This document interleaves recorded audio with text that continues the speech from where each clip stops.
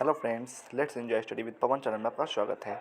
आज मैं लेकर आया हूँ क्लास 7 का ज्योग्राफी का चैप्टर नंबर 11, मानव पर्यावरण अंतःक्रिया इन तटीय प्रदेश केरल में जनजीवन। देखिए, मैं इस वीडियो में केवल उन्हीं पॉइंट्स को हाईलाइट करके बता रहा हूँ जो केवल किसी भी कॉम्पिटिटिव एग्जाम के पर्सपेक्टिव से बहुत ही ज़्यादा इंपॉर्टेंट है। चाहे वो आपका बीपीएससी का एग्जाम हो, बीएसएससी का एग्जाम हो, बीपीएससी ट्री का एग्जाम हो या स्टेट पीसीएस का एग्जाम हो या कोई भी अदर कॉम्पिटिटिव एग्जाम हो, काफ़ी ज़्यादा हेल्पफुल होने वाला है। तो आइए स्टार्ट करते हैं अपने इस वीडियो को। देखिए, मैं इस वीडियो में केवल हाईलाइट पॉइंट को ही पढ़ने जा रहा हूँ। इसमें पहला इंपॉर्टेंट पॉइंट है कि केरल भारत के पश्चिमी तट पर एक लंबी सकड़ी पट्टी के रूप में फैला हुआ है। तो केरल जो है भारत के पश्चिमी तट पर एक लंबी संकरी पट्टी के रूप में फैला है। फिर नेक्स्ट पॉइंट है कि केरल के पूर्व में पश्चिमी घाट की नीलगिरी और अन्नामलई की पहाड़ियाँ है। केरल के पूर्व में पश्चिमी घाट की नीलगिरी और अन्नामलई की पहाड़ियाँ है। फिर थर्ड पॉइंट है कि केरल के पश्चिम में अरब सागर है। थर्ड पॉइंट है केरल के पश्चिम में अरब सागर है। फिर चौथा है कि केरल की भाषा मलयालम है। केरल की भाषा क्या है? मलयालम है। फिर नेक्स्ट पॉइंट है कि भारत में मानसून की शुरुआत केरल से ही होती है।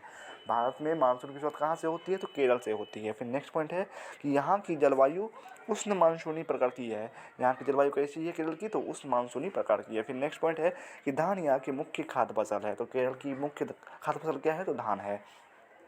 फिर नेक्स्ट है कि यहाँ का मुख्य नृत्य कथकली विश्व प्रसिद्ध है। यहाँ का मुख्य नृत्य क्या है? मुख्य नृत्य कथकली, जो कि विश्व प्रसिद्ध है। फिर नेक्स्ट पॉइंट है कि मोहिनी अट्टम यहाँ का प्रसिद्ध नृत्य है। मोहिनी अट्टम यहाँ का प्रसिद्ध नृत्य है। कथकली जो है वो भी वहाँ का विश्व प्रसिद्ध नृत्य है और ये मोहिनी अट्टम जो है यहाँ का प्रसिद्ध नृत्य है। मोहिनी अट्टम भी है केरल का ही मतलब नृत्य है। फिर नेक्स्ट है कि सबरीमाला का मंदिर यहाँ का प्रसिद्ध तीर्थ स्थल है। सबरीमाला का मंदिर कहाँ है? तो केरल में ही है।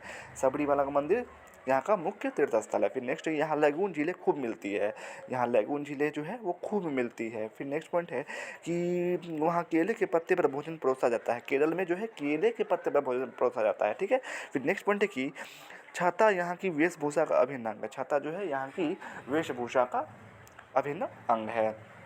फिर नेक्स्ट आइए वस्तुनिष्ठ प्रश्न है। पहला क्वेश्चन कि केरल प्रदेश की जलवायु है तो कैसी है जलवायु केरल प्रदेश की? तो केरल प्रदेश की जलवायु समशीतोष्ण है। ठीक है। फिर नेक्स्ट दूसरा क्वेश्चन कि केरल में नहीं उपजाया जाता है तो केरल में क्या नहीं उपजाया जाता है?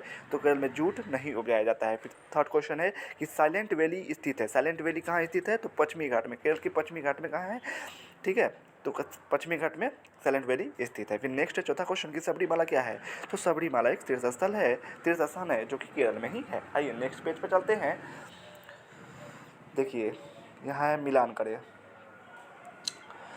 पहला मलखम्ब, मलखम्ब क्या हो जाएगा? डी, यानी एक खेल है। मलखम्ब क्या है? केरल का एक खेल है। फिर दूसरा है पश्चिमी घाट, दो क्या हो जाएगा? ई, यानी नीलगिरी की पहाड़ियाँ है। पश्चिमी घाट में क्या है? नीलगिरी की पहाड़ियाँ है। तीसरा है केराली मसाज, केराली मसाज। तीन का क्या हो जाएगा? बी, यानी एक प्रकार की चिकित्सा पद्धति। केराली मसाज जो है वो एक प्रकार की चिकित्सा पद्धति है। चौथा क्वेश्चन है, चौथा उत्तपम, उत्तपम क्या है? चार का सी, यानी एक प्रकार का खाद्य पदार्थ है। उत्तपम लोग खाते हैं वहाँ। ठीक है। पांचवा है मलयालम, मलयालम क्या है? तो एक प्रकार की भाषा है। केरल की मुख्य भाषा क्या है? मलयालम है। फिर नेक्स्ट है ये कि प्रश्न 2 यहाँ देखिए कि क्वेश्चन है कि पी वेल्लू सुंदरम ने केरल की किन किन विशेषताओं का जिक्र किया है? तो पी वेल्लू सुंदरम ने केरल की विशेषताओं का जिक्र किया है। तो पी वेल्लू सुंदरम ने किसका जिक्र किया? तो केरल की विशेषताओं का जिक्र किया है। आप नीचे बस पढ़ लीजिए, बस ये सब है। ठीक है। बस यहाँ ये मेन टॉपिक था कि केरल की विशेषताओं के बारे में किसने बताया है? तो पी वेल्लू सुंदरम ने बताया है। फिर नेक्स्ट है प्रश्न 3, केरल मसालों का प्रदेश है कैसे है? तो केरल को जो है मसालों का प्रदेश नाम से पुकारा जाता है। केरल जो है को ही मसालों का प्रदेश कहा जाता है। फिर आइए नेक्स्ट पैराग्राफ पर चलते हैं। इधर भी कुछ नीचे आइए वस्तुनिष्ठ प्रश्न है। छाता किस राज्य की वेशभूषा का अभिन्न अंग है? तो छाता जो है वो केरल की वेशभूषा का अभिन्न अंग है। दूसरा क्वेश्चन कि केरल के तटीय भाग में नहीं पाया जाता है। तो केरल के तटीय भाग में कोयला नहीं पाया जाता है।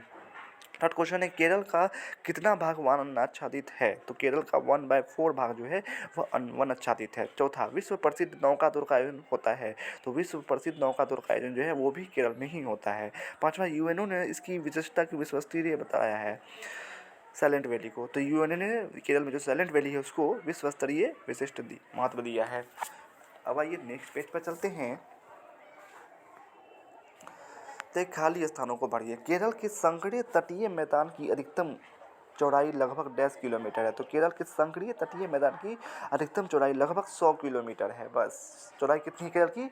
100 किलोमीटर, लंबाई ज़्यादा है। तो क्या बोला, संकरी चौड़ी पट्टी में फैली हुई है केरल, इसीलिए चौड़ाई थोड़ा कम है 100 किलोमीटर, लेकिन लंबाई ज़्यादा है। दूसरा क्वेश्चन, केरल में रेल, सड़क, वायु मार्ग के अतिरिक्त डैश मार्ग से भी अधिक परिवहन होता है। तो नदी मार्ग से भी अधिक परिवहन होता है केरल में, ठीक है। फिर तीसरा क्वेश्चन, आपकी केरल में डैश झीलें खूब मिलती है। तो आपको केरल में लैगून झीलें खूब मिलती है। चौथा क्वेश्चन है, केरल के ग्रामीण क्षेत्रों में डैश व्यक्ति प्रति वर्ग किलोमीटर में निवास करते हैं। तो केरल के ग्रामीण क्षेत्रों में 2000 से 4000 व्यक्ति प्रति वर्ग किलोमीटर में निवास करते हैं, ठीक है। डैश में इस साक्षरता दर भारत में डैश है। तो केरल में साक्षरता दर जो है भारत में सर्वाधिक है। तो इस तरह आपका जो है चैप्टर 11 का ज्योग्राफी का क्लास 7 का जो भी इंपॉर्टेंट पॉइंट था यहाँ समाप्त होता है। वीडियो कैसा लगा कमेंट में ज़रूर बताइएगा। अगर अच्छा लगा तो प्लीज़ प्लीज़ प्लीज़ मेरे चैनल को सब्सक्राइब करें, शेयर करें, कमेंट्स जरूर करें। बाकी मैं क्लास 6 का हिस्ट्री, ज्योग्राफी, सिविक्स और साइंस का भी इसी तरह से इंपॉर्टेंट पॉइंट्स बनाकर मैं अपने channel let's enjoy study with Pawan पर डाल चुका हूँ। आप वहाँ जाकर देख सकते हैं, या मैं उसका लिंक अपने डिस्क्रिप्शन बॉक्स में डाल दूँगा, आप वहाँ जाकर भी देख सकते हैं। बाकी क्लास 7 का हिस्ट्री का भी लिंक मैं अपने डिस्क्रिप्शन बॉक्स में डाल दूँगा, वहाँ जाकर देख सकते हैं। और अब तक का जो ज्योग्राफी का जो वीडियो था चैप्टर 10 तक का, उसका भी लिंक मैं अपने डिस्क्रिप्शन बॉक्स में डाल दूँगा, वहाँ जाकर देख सकते हैं। Thanks for watching and subscribe for more.